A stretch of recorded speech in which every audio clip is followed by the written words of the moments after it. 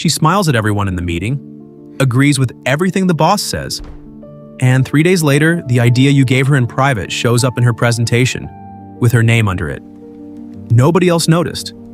Only you felt that strange tightness in your stomach. The question this video is going to answer is simple and uncomfortable at the same time. What if the person who did this to you isn't the exception? What if she's far more common than you think? What if, to some degree, you have a bit of this too? There are 7 behaviors that psychology identifies as signs of social predatory traits. Not the movie Predator, not the obvious villain, but the common type. Disguised as a kind coworker, a loyal friend, and attentive partner, I'm going to show you all 7. And by the end, you'll know how many of these signs show up in someone you know, or in yourself. The first sign is the simplest of all, and the easiest to miss. Instant charm that doesn't hold up. You meet this person and within 5 minutes you already feel close. She laughs at your jokes before you finish telling them. She remembers details you don't even remember mentioning. The problem isn't the charm itself. Everyone enjoys being charming sometimes. The problem is the speed. Psychologist Robert Hare, who spent decades studying psychopathic traits, found that this surface charm functions as a tool, not as genuine personality. It exists to open doors too quickly. For normal people, trust builds slowly, but someone with predatory traits has learned to simulate decades of intimacy in minutes. But here's the contrast nobody tells you. Fast charm also exists in completely harmless people. Genuine extroverts do this all the time. The difference isn't in the charm, it's in what comes after, and that's exactly what the second sign reveals. Second sign, promises that change shape the moment you try to pin them down. You ask something direct. You said you'd help me with that, remember? And the answer is never a yes or a no. It's a reframing. I said I'd see what I could do. The original statement disappears and a vaguer, more escapable one takes its place. This has a name in personality research. It's called low verbal commitment behavior. Psychologist Delroy Paulhus, one of the leading researchers of what's known as the dark triad, describes this as a language pattern that always preserves an escape route. The person never lies outright. They just never commit enough to get caught lying, but be careful. This also happens with anxious people, afraid of disappointing you, so they speak vaguely. The crucial difference is whether it changes when nobody's checking. And that's where the third sign lives. Third sign, stories that always have the same central character. The victim is always the person telling the story. Watch the next time someone tells you about a conflict. Who's the wronged party in her version? Always her? In every story, from every job, every relationship? Statistically, that's almost impossible. Real life distributes blame more evenly. When someone never ever shows up as part of the problem in any story they've told over the last 10 years, that's not lucky coincidence. It's narrative editing. Researcher Peter Jonason, who created the Dirty Dozen scale to measure dark triad traits in everyday situations, found that this pattern of constant self-victimization correlates strongly with high scores in Machiavellianism. The person isn't necessarily lying about the facts. She's editing who the hero is. But wait. Because so far, these 3 signs sound like annoying people, not predators. It's the 4th sign where things really tighten. 4th sign, she knows exactly what you're afraid of losing. It's not about knowing your secrets. It's more subtle than that. It's about knowing, with surgical precision, your exact emotional weak point. Your fear of being abandoned, your insecurity about work, your need for approval, and using it, not with direct threats, but with small, casual reminders. It would be a shame if people knew you. She never finishes the sentence. She doesn't need to. There's a technical name for this in the interpersonal manipulation literature. It's called selective emotional leverage. And the most unsettling finding is that research shows people with elevated Machiavellian traits are significantly better at identifying others' emotional vulnerabilities than the general population. Not despite low empathy, but precisely because of it. Cognitive empathy, which is understanding what someone feels, stays intact.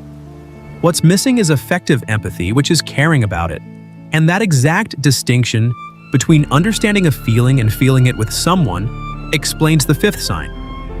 Let's pause here for a second, because up to now we've been talking about individual behavior, person to person. But what the first four signs have in common reveals something much bigger than one annoying coworker or one problematic ex. Those same four traits, fast charm, low commitment, victim narrative, and cold emotional reading, are exactly the traits that show up most often in leadership and power positions, according to organizational research from the last 2 decades. A study led by researchers at the University of Notre Dame found a significantly higher proportion of dark triad traits among senior executives than in the general population.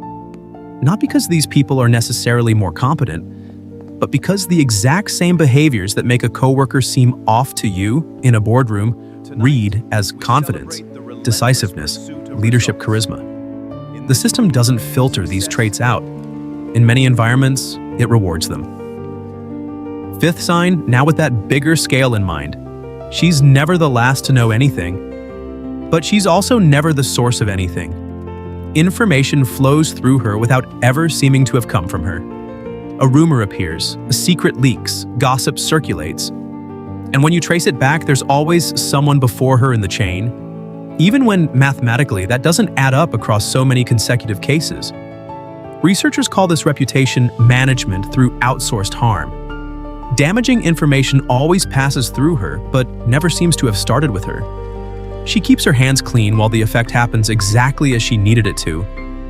But that's not the most unsettling part.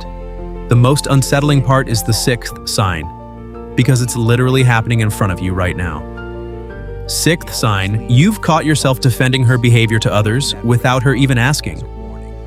Oh, she didn't mean it that way. She's just blunt, but her heart is good.